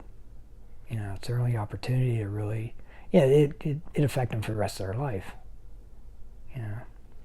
Could you speak about working on the Babylon 5 and what that was like? I didn't work on the first season of Babylon 5. I came in, I think I might have came in the middle of the season or something. And but it was funny, the first episode I worked on was called Into the Fire. And I had some personal issues back here in Pittsburgh, and I just had to quit the job. I was at the Art Institute, which was a nightmare, and they wanted me to go back to college and get a degree for something that worthless that I had been teaching, because I was an industry professional, and they told me that they didn't want what did they say? They didn't want celebrity artists. What does that mean? That means that they didn't give a shit what I did in the industry. They wanted me to have a master's degree. And it didn't matter what it was in, just so I said I had a degree. And I said, I'm not going back to college, because I didn't even have associates. I never went to college. And they wanted me to go to college and get a degree to be able to teach there after I had taught there for 3 years. So I just basically left. And I called John Bullich out in LA, and I said, well, what's going on out there? You always wanted me to come out. I said, I stayed here because I had just got married and stuff, and my wife wanted me to have a normal job. So I took that teaching job. I kept that teaching job Tom got me. And just went in the next day. He said, how fast can you get out here? I said, well, I'll give them 2 weeks notice. And I went back in, told them to go fuck themselves. And I was on a plane going to LA. And I was keying Babylon 5 as the key makeup artist. I had a trial week where I had to watch what was going on with the people that were leaving. And I had to be able to do these makeups. He goes, this isn't a movie. You don't have the luxury of 2 hours to do a prosthetic makeup. You have to do it in like a half hour or less, and make it look like you spent 2 hours on it. So he goes, if you can do that, then you're going to key the show. So I had a trial, and it was, kind of, the first time it took me, an hour and a half, and then I got it down, and then he goes, okay, you're in charge of the show. So I was on there for 4 years, and ran the show, and did a lot of the makeups, and could hire a crew and all that stuff. It was pretty much just dumped the show on me, which was awesome. And then when that they decided they wanted to do a spin-off series called Crusade, and that only went half season and got canceled because they couldn't make up their mind what they wanted the show to be. But I was a key on that. And then I was still working for Optic Nerve. I'd worked on X-Files and Buffy the Vampire Slayer and Charmed and Roswell and all these other shows, which our shop was doing. So I was switching around between stuff after Babylon 5 was over. But it was a great show. I got to meet so many great people on there. So many actors I got to work with. And like older, they'd bring somebody like Turhan Bey, who was in all the early Universal Mummy movies and stuff. And, Tim Thomerson and Edward Woodward. And his son was in Crusade. All right, I became good friends with him. And Darren McGavin, the Night Stalker. He was in an episode. It was right before he died. And I got to work with Martin Sheen to be his makeup artist. And I mean, it was just a great experience to work with all these people. I got the Martin Sheen thing got me the cover of Makeup Artist magazine. And that was a trip. You also have a couple nominations, correct? For awards? I got Emmy nomination for Babylon 5 in the Beginning, which was a Babylon 5 TV movie. Yeah. We're working with what obviously probably time and money as well. But when you say, "All right, Jerry, we want you to do this series, we want you to do this episode," compared to a film, what is the main difference to the project when it comes to doing your part in it? Well, I was in Babylon 5. I was the key effects artist, and I would go to the meetings and find out what they wanted. And then there was a counterpart at the shop who was the show foreman who ran all the prosthetics and everything, and I'd have to relate to him what we needed. So I had to figure all that out. I had to go through the script, and we'd have a read through, and then find out what they wanted and what we needed, and call him and have him make sure that he made all the pieces at the shop, and then send them to me so I would have them on set. And then I was there, and I'd do all the main makeups, and I'd have to hire a crew. Sometimes I had up to 10 people for a specific day or two where there was like a ton of makeups. I mean, sometimes we'd have 40 prosthetic makeups, maybe even more. Would you say you're on a time crunch compared to a film? Yeah, because I would get there on set at like 3 o'clock in the morning, and I wouldn't get out of there till like 7:30 at night. It was 5 days a week, and it wasn't like that every episode. Some episodes were really lean, where maybe I was on call and I didn't have to be there because there was no prosthetics at all. And other times it was really heavy prosthetics where you had to have a crew of a bunch of people to get the stuff done. And I ran the show. It was totally my responsibility to run the show and make sure it went good. You helped us out with the indie film that we're doing called The Janitor. And is it true the arm that you gave us was Val Kilmer's prosthetic? It was from the movie that Val Kilmer was in. It was not his arm. It was in the movie 10th and Wolf, which Val Kilmer was in. Okay. But it was a scene where this guy's harassing this girl in a bar, and he puts his arm on the counter, and she takes a paring knife and sticks it through his hand. And they wanted it all in one take. They wanted to see his hand go onto the bar and watch on it and her stab it. And so I had to make a whole rig. We put his own arm down his back of his pants, and I built a fiberglass shoulder, and it had like the top of the arm was foam with a dowel rod in, and it went into the arm, and there was a blood packet in here, and we had like three or four takes. We used 3, and I kept the last arm. I think that was, I don't even think we used that one. I think I hid it because I didn't want them to keep it. So you gave us the last one? That was a casting out of the mold. Yeah, it wasn't. I still have the last one. I still have it downstairs. I didn't give you that one because I was about to say, like, you better not have done that. No, but I have the mold, and I cast up one for that film. out of the original mold, so I could make it the way I wanted it to. It didn't have the blood pack in there. It was going to get the fingers bit off, so it was rigged up different, and that's what I gave to you to use. Did you get a chance to be around Mr. Kilmer? Yeah. What was he was only there for like a short time, maybe 2 days or something. And he was cool. I mean, I was a big fan of his from Tombstone and different things. And unfortunately, he's not here neither. No, it's a shame. It's a shame. Great actor. He had done so much stuff, and then they have all those health problems. Being so young. But no, he was cool. He was very cool. And one thing that you said to me and my buddy Jason when we were at the school one time was, you said that you liked how we just went out and did it, just like how you did. Mm-hmm. Are you seeing a lot of that now that you're older, or is it sort of people want handouts? I don't really notice that much, I mean, I was impressed that, you're just going to do a movie, you go out and do it. That's what I did.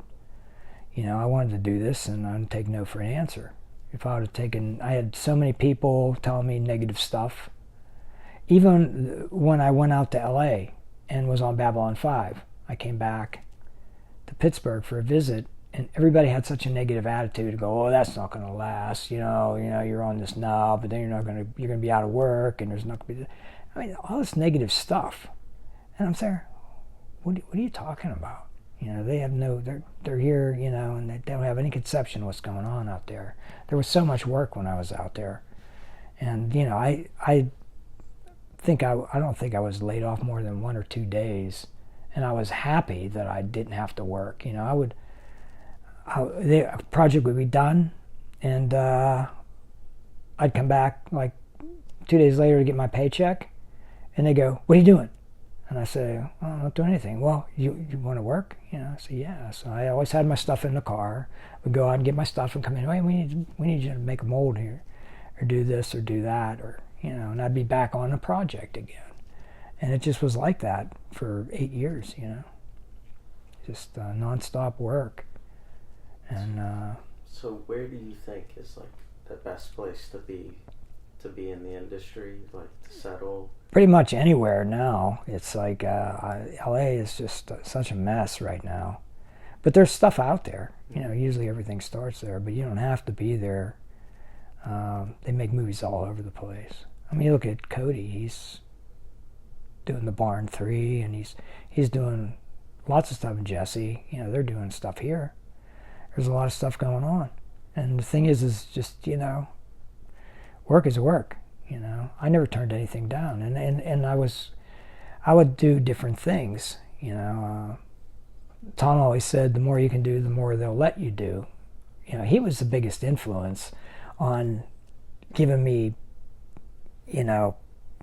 inspiration on what to do. Because if one thing doesn't work, you do something else. I mean, when you have these skills, you could work anywhere. And that's a good thing about what I tell students at the school is, you have these skills, and they can be applied to so many different artistic, types of work, that it's not just the movies. Dental, beauty. And, you get tired of the movies and you go do something else. And, it's all artistic. You could be a toy sculptor, or you could get into digital stuff. You could do this, you could do that, And the more you can do, the more they let you do, Like, if I couldn't do the makeup effects on the movie, I'd do the pyro. And that happened on Children of the Living Dead. They already had Vinnie Rostini doing the effects. And I'd call John Russo, and he goes, well, we need a pyro guy. And I said, well, okay, I'll do that. So, and I hired Jesse Leachock as my assistant. And we did all the pyro on and bullet hits and stuff on Children of the Living Dead. And Vinnie was the makeup artist and did all the prosthetics and stuff. So, if you can't do one thing, you do something else. And if they didn't have that, I would have did props. I would have did something. How did you get into the Douglas Education Center in Menneson? That was Tom Savini's fault. I was out in LA, working for Optic Nerve, and I had a really good job, and I was busy, and I was going to take the summer off because John wanted to go. He wanted to, he ran the thing, but he wanted to get more into producing and directing. He was going to do some kind of UFO film, and he was trying to get off the ground. He wanted to shoot some scenes during the summer, and I said, well, he didn't want to do anything because usually we would do the TV shows, and then when that was over, the summer was off, and then he would either take a movie or he'd take something. He didn't want to do anything, so he didn't have anything. So I said, I'm going back to Pittsburgh. My dad's not doing really well because he was getting up in age and he wasn't really healthy, and they said that there's something wrong with him, and so I went back for the summer, and when I had heard when I was in Pittsburgh they were doing Children of the Living Dead, so I called John Russo. Well, I came back and was on that movie, so I was working while I was on vacation, so I got that job doing the pyro on that, and Tom was in the movie, and he goes, I'm starting a school, I need somebody to run my school and all this stuff, and I said, I don't want to do that. He goes, well, you got to come out and look at it, and I went out and looked at it, and the building was all gutted, and it was just like, this opens when? This was like July, and they were going to open in October. I said, there's no way this building's going to be ready in October.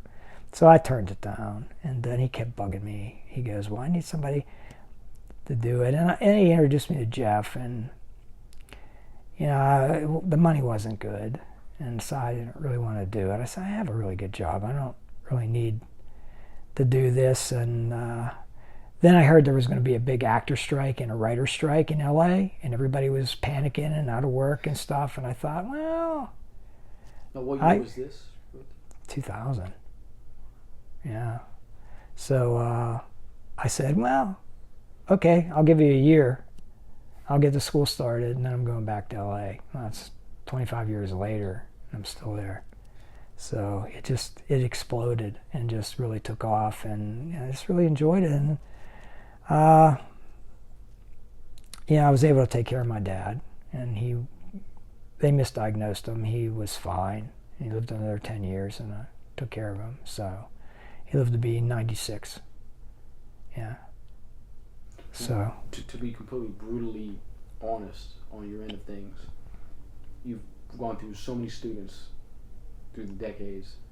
What is the most positive thing and obviously all random people from all over the place in the world, and it's grown over time. What's the most positive thing you've seen these kids do, and what's one of the most negative things that they are either not learning fast enough, or they think it's one way or another? What's the pros and the cons of what you've seen throughout the years? Well, there's been so many success stories. I mean, we had all these people go on Face Off. There's so many of the students that have worked on, I watch the movie credits and I just see tons of students in the movie credits on these big movies. Tom has a whole list when he goes to graduation. He reads it off of all the movies that the students are working on. And we've had some amazing success stories, like Nora Hewitt, and was the winner on Face Off, and every season had Savini students in. I don't think there was a season there wasn't at least one. Yeah, sometimes there was 5. Yeah, Kevin Kirkpatrick was probably one of our top students. Brian Hillard. There were so many of them that went on to be these big Hollywood, artists, and so that's really, great when I go to movies and see their names in the credits. And a lot of times I'll buy a Blu-ray or DVD and I'm watching the movie and I go to see who's in and then it's like, holy crap! It's like one of my students did the effects. I think Danielle Noe was another one, and I was watching some movie, and then she did the effects on it, and it was just like great, and it was good stuff. So a lot of success stories, and then it just depends on the school. You wonder why some of these people come here. Their parents want them to go to a school, and they don't really want to be there, and they just blow it off and don't come to school and don't do stuff, and then they're never going to do anything because they just don't want to be there. And so you'll have that element too. And luckily it's not that big of an element. Majority of them want to do stuff, but a lot of them come here wanting to do movies and then decide they don't want to do the movies. They want to do something else. They want to work in the theme park. And we have a lot of people at Universal and those, you know, places like that, and companies that do all kinds of different fabricating and stuff. So our placement at the school is really good. So You were gonna say something, bud? Yeah, so like between the students who make it out there and the ones who are just like coming here to do something, what's like a difference that you see between them? Like, is there some are motivated and some suck. Yeah. That's basically it. That's just You know, it's just the big difference is their attitude and do they have a passion for it. You have to have a passion to do this stuff. I mean, I teach all day and I come home and work all night, just make stuff. I'm obsessed with making stuff and still learning and still trying to develop new skills and I'm just obsessed with it. And I'm obsessed with movies. You know, I watch all these movies and, you know, I'm just obsessed with that stuff and monster magazines and still buy them all and, you know, go to, you know, conventions and hunt down all these issues that I didn't have of magazines and stuff. I just love that stuff. And Tom's the same way. He's like a big kid and just still collects masks and stuff, and you know, it's just an obsession.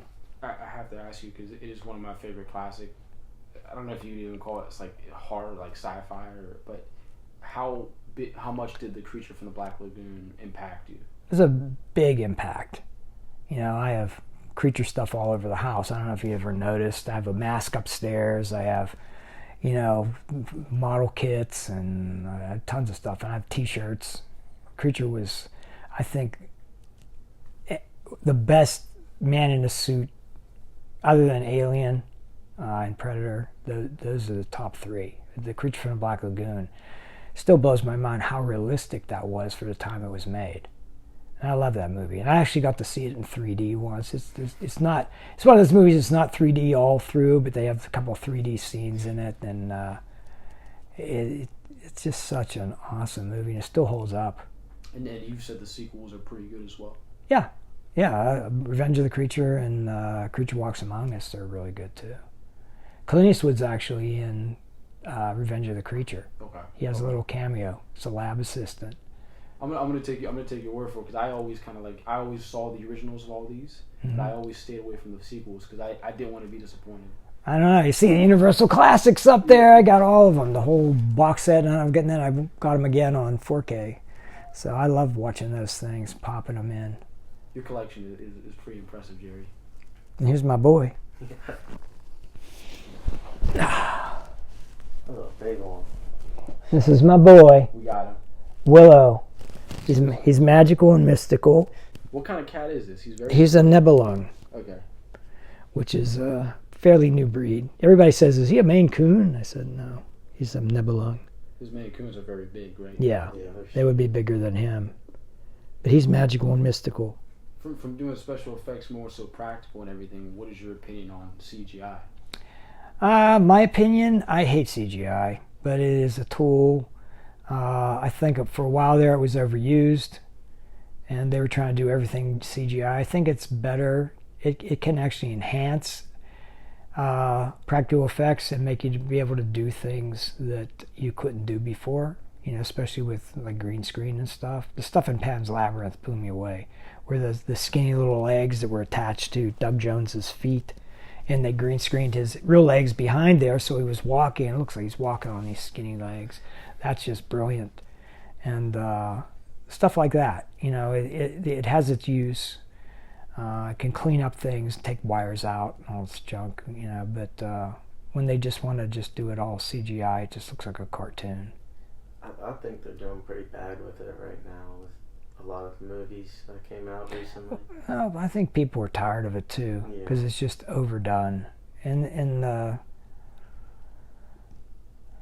you know, there's just a charm about practical stuff. You go back and watch movies from the 60s and you see the creature effects, and they may be cheesy and stuff, but there's a charm to it, and you just want to watch it over and over again. You just love it, Yeah. you know. It's just like, because you know it actually was there and it was happening. I think the magic. I think that's the whole thing, is the magic of movies has been lost. Mm-hmm. Back then, it was like what Steven Spielberg used to say. It's a sense of wonder how they do that, you know. And it's just like, now you know it's just CGI, and it's just that there's no mystery to it. It's like you look at some of these movies and you go, how did they get these effects? How did they get that shot? Especially the stunt stuff back then. Yeah. You know, Oh, with the the stunts are amazing. in the 70s, the stunts were just incredible stuff. And now it's just everything's, you know, too safe. Yeah. What are some modern day films from that standpoint, and more so practical special effects, that show respect and ode to the real way of doing the special effects? They just had that one vampire movie that came out recently. Nosferatu? No, it was like kind of a little old western, but it was. I forget what it was. You're not talking about the Nicolas Cage one, are you? Yeah. Wait. No. It was the one with. The dude. The two guys in it. They weren't like the main characters, but it was literally one guy, and they just had them dressed differently, and they like copy and pasted. So it was like twin brothers, but it was the same guy. Sinners. Yeah. I didn't see Sinners. I would recommend it. They Yeah, did all I haven't practical seen that yet. effects, Yeah. and it was really good. Uh-huh. Yeah, I mean, there's been a bunch of them. I mean, right now, Barn 3 is going to be amazing. You got Cody Ruck doing the effects, Yeah. and the stuff that he's doing for that is all practical, and it's just blows me away how great this stuff is for that. And I like the other Barn movies too, because they're real influenced by the 80s, and they want all practical stuff, and there's just, it's just so much more watchable, because you know that somebody actually made that stuff, and it's you appreciate it. Yeah, you appreciate it, the art in it. It's like It's just not like somebody sitting at a computer just doing stuff. And maybe it looks more polished with the computer, but the original Jurassic Park, where they had the actual dinosaurs built and then enhanced the wide shots with CG, but that's better than when they just do it all CG. What's your opinion on the Terrifier franchise? I love the Terrifier franchise. That's all practical stuff. It's just, I'm just so amazed that they got away with what they got away with, It's just like Terrifier 3 just blew me away. It's like, you think they can't top it with more gore, and then they do, and then you can't top that, and they do something else, and it just, I can't wait to see what Terrifier 4 is going to be. Yeah, no, Terrifier 3, it was crazy, because I thought there was like a whole rule with like you can't show kids dying or something. Yeah. They just blew up like a whole bunch of them in that movie. Uh-huh. I thought it was crazy. And Tom Savini has a little cameo. Yeah, that was awesome. And but even the second one, with the girl in the bed, and it's just all eaten away and stuff. It's just like, and it's a puppet, and then you watch behind the scenes how they did all this stuff. It's just really cool. It's a really good series. Yeah. My buddies were. It was the first one. I had never heard of it, and the second one wasn't even out at the time. Huh. And they said, "Hey man, let's sit down and watch this Terrifier movie. It's about this clown." I said, "All right, let's watch it." And we were eating food at the time. They were like, watching him eat somebody's face. They were like, it's just a slasher film, Rock. Don't worry about it. We get to this girl, she's hanging upside down, naked, and he just cuts her in half. I said, "Bro, what the fuck did you guys get me in here for?" But it was, what's cool about that, and that's kind of, I want your guys' opinion on it, is like, as no matter how far they go in the effects, it's like respectable, Mm-hmm. Like it shows that they put in the work, and it shows that they really believed in what they did, as graphic as it may be, Well, did you see Late Night with the Devil? No, I do know what you're talking That's about. a good movie. And when I was watching it, everybody told me to watch it, and I said, yeah. But then, because it's about, takes place with, it's like late night talk show stuff, and the effects in that were really good, and I thought, it's a bunch of CGI. And then I watched the behind the scenes, and it was all practical stuff enhanced with CGI. and they actually showed how they did all the effects against the green screen, and they had practical stuff, and I was blown away. I go, wow, I thought that was all CGI, and it was all practical enhanced with a little bit of CGI, and they were really good stuff. So practical stuff, that's where it really, when hand in hand, when you have the two together, you can do stuff that you wouldn't normally be able to do, and it makes the practical stuff look even better. Yeah. When it's all said and done, Jerry, and everyone looks at your catalog of work, everything that you've done, and who you've been around, and the work that you put into your career, what do you want your legacy to be? I never thought of it. I'm just happy that I got to do the stuff. I think I'm very fortunate to have had all the opportunities and was in the right place at the right time and met the right people. Tom was a major influence. Dick Smith.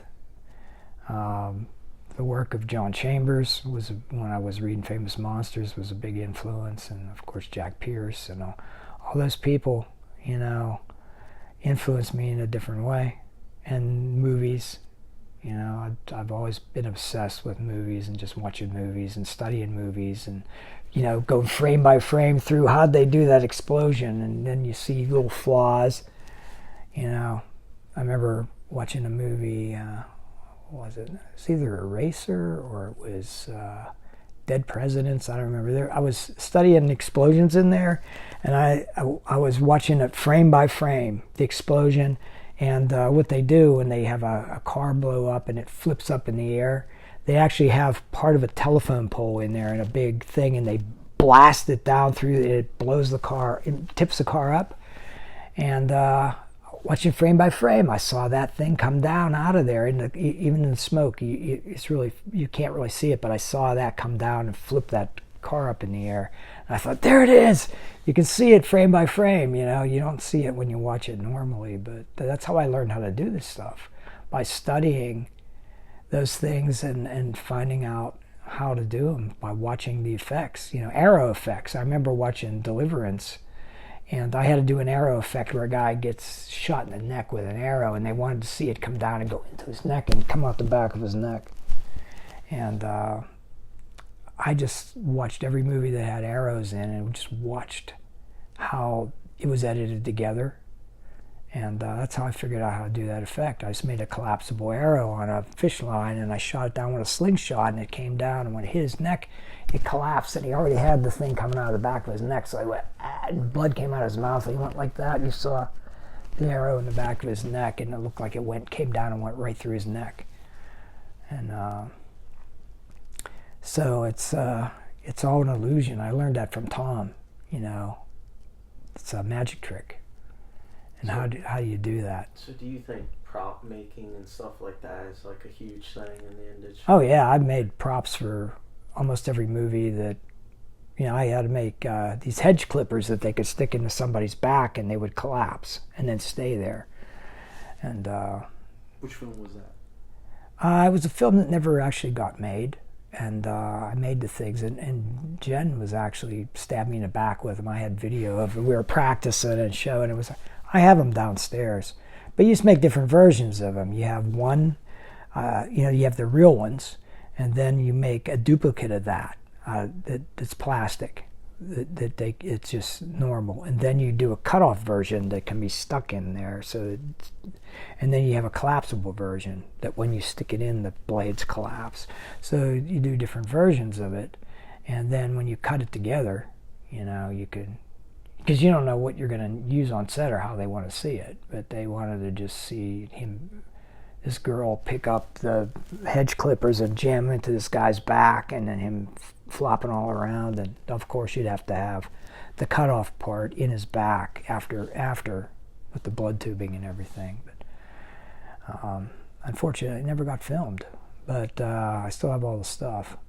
And you make fake hammers, you could hit somebody with, and baseball bats and monkey wrenches and all kinds of knife effects, and I had to do bow and arrow stuff, and you just never know. But if you make props, you can make anything. I mean, for the dark half, we had to make a radiator like that one over there that someone would get their head bashed into.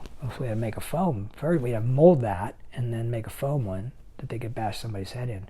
They had to make Timothy Hutton had to hit somebody with a desk lamp. Those lamps with the like thing that goes up and then there's like a hood and there's a light bulb in it where it's lit, and he had to pick it up and beat somebody with it. And we had to figure out a way to not make it was real. It was a fake thing that we made. It was rubber, but there was really wire going through it and a real light bulb in there. And when we had to dip the light bulb in smooth cast plastic. Mm-hmm. We dipped it in the plastic and had a plastic coating. So if it broke, the glass would break inside the plastic. So they could really beat him with it. And it was on. It was turned on. He was beating him with it. And trying to figure that out. And Rick Catazone, who was an animator, he worked on that. He had to mold an old typewriter that they could pick up and hit somebody with. And he had to clay in all the keys. And it was one of those old typewriters. And he had to mold that thing and figure out how to mold it and cast it up in foam, and so they could beat somebody with it. So there was a lot of really cool stuff. We had to make a Ming vase that imploded, and we had a big suction thing underneath, and we had all these, things that pulled apart and stuff. It was made out of a real fragile wax, and did a lot of tests. I tried to blow it up, but they didn't want it to explode. They wanted it to implode. So those tests didn't work.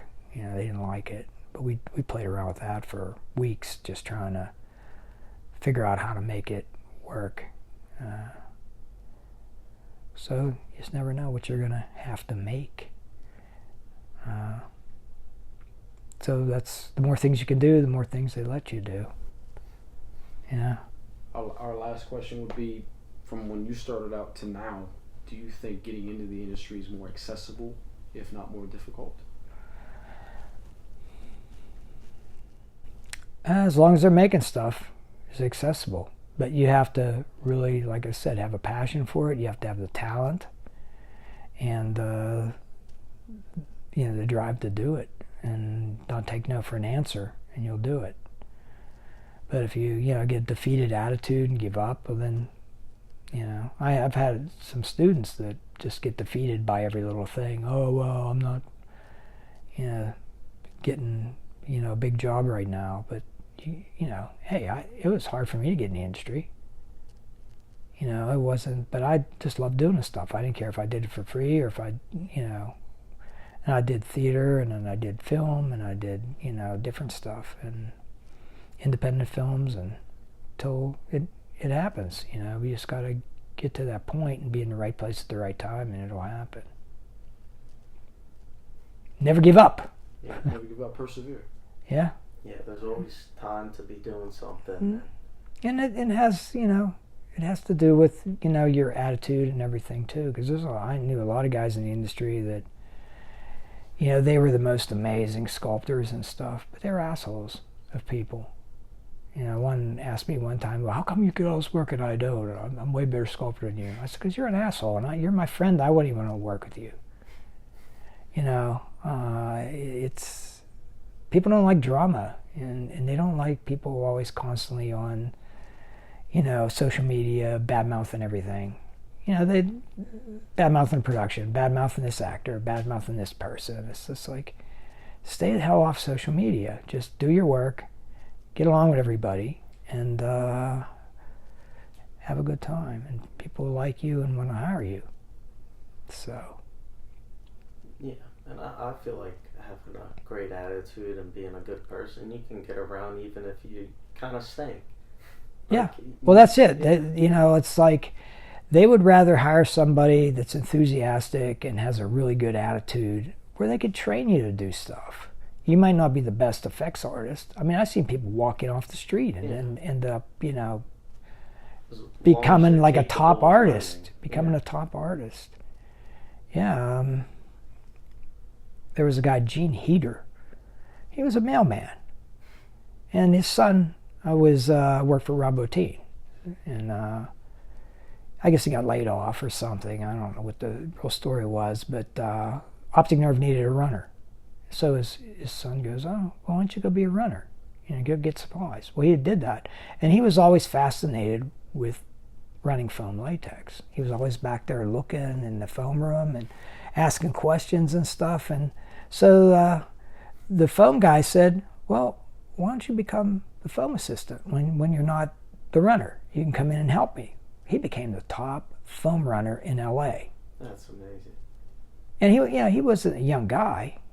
He was like in his 50s, and he became the top foam runner, and he was so much in demand. And he was like, when he ran foam, it was like perfection. I mean, it just was the best foam pieces. The edges were fantastic. I mean, he became one of the top foam runners. And then, he worked for Optic, and he was working for some other places, but whole new career. And just, walked in off the street and took a runner's job and just to make some money, and ended up top foam runner in the business. And he was a great guy. He always used to come to set, and he had bad jokes to tell me. He goes, I got a joke for you. It was like the stupidest jokes, and everybody laughed. They were so hilarious. He was the funniest guy. Yeah, I feel like the industry's like really lenient with that. You can really just spread out anywhere. Mm-hmm. You could be anyone or do anything, and they'll need you for something. Yeah. So it's really nice. There's so many stories like that where people just, they had no idea to do this stuff, and they're just an opportunity, and somebody, they end up just running with it and becoming a top person in the industry. One of my favorites is, do you know Terry Silver? No. He's like this big guy, and I think he was just working like a security job, and they asked him to help them with something for film, and he was acting in it. Now he's like a huge actor, and everyone loves him and knows him now, and it's just like a great backstory. He literally had like no money, and he was just doing a dumb job, and he got in the acting industry. So it's really awesome. Yeah. I remember this one story. They were filming in downtown Los Angeles, and they were backing the grip truck up. They ran over a cardboard box. Well, there was a guy sleeping in it. And so they took him out, took him to the hospital and stuff, and then they felt bad for him, and they gave him a job as an extra on the movie, and he was making money. And then he became like a top extra, and he was in Babylon 5, he was in everything. Yeah, and all because he got run over by a truck. But nobody else has a story like that. He could run with that forever. Oh yeah, and He was cool. I made him up a lot of times, and I remember one time they were using some alcohol on him, and he freaked out, and they go, "Oh, yeah, I'm this alcoholic." He goes, "I don't want alcohol on me." I said, "No, calm down. We're not gonna put alcohol on you. We'll use a different solvent, But I think he was called Dusty or something. I think that was his nickname, Dusty. And he was in all those shows. He had made a whole career out of it. He wasn't homeless anymore. Is he still around? I don't know. That was last time I saw him was 2000. So I don't know. Yeah, there's a lot of great success stories like that. It's really awesome. Yeah. Yeah, I mean it happens. You just never know. It's being in the right place at the right time and taking advantage of the situation. Like Tom said, seize the moment. Jerry, I want to thank you for your time, sir. Okay. Thank you for everything. Yeah.